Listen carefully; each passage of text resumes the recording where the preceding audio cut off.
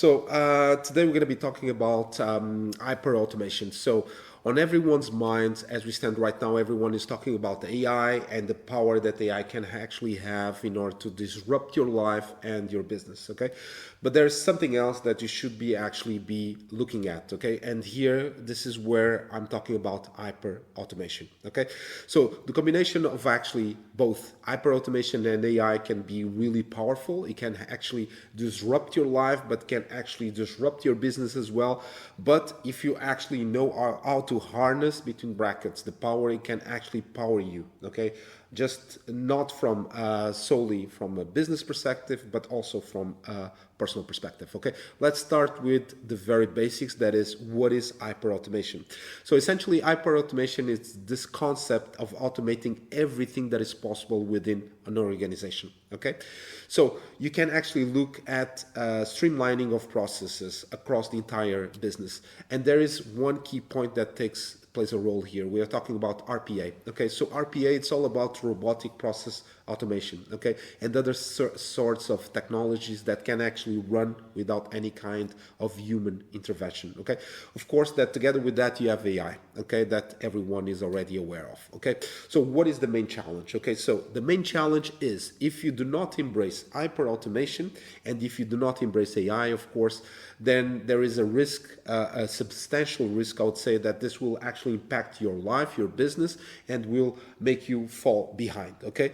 And you don't want to fall behind, because if you do fall behind, it's going to be much more difficult for you to actually to get back on your feet, okay? So this is the challenge. So the key point now is, what is it that I need to do in order to actually to go and get my step, let's say, ahead of all of this, okay? Get ahead of all of this challenge, okay? There is one key point here that has to do with the adoption of hyperautomation, okay, together with AI as well, okay? There's a certain series of benefits, let's say, that you can have. First and foremost, one is the reduction of costs, okay? And this is as shown on some studies, one of which with McKinsey, that actually showcases that you can actually reduce on 30% of your costs by automating back office processes. Okay, there are some other points that you should actually be mindful of. One is also, for instance, customer satisfaction. Okay, this can actually help you a lot on improving customer satisfaction by using AI-powered chatbots, okay? So this has to do a lot with RPA as well, and this can actually reduce, in average, roughly around 50% of the time that you invest on this kind of actions. What is it that you can do with this? You can actually engage on the first line, okay, with the customer, but also you can use chatbots actually to qualify your lead, okay? For more on this, feel free to check on my video where I actually spoke about top Salesforce tools to boost your sales, and check out the post as well, okay? So there's another thing that also has an impact looking at the hyperautomation. We're talking about productivity, okay?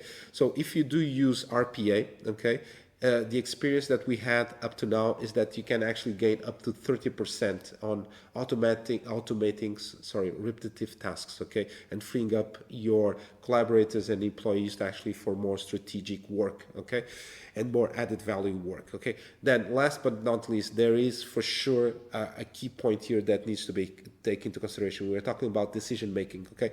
So the leveraging of hyperautomation together with AI can actually take you further in terms of enabling real-time insights. You can actually empower business to actually make better decisions and potentially increase revenue, okay?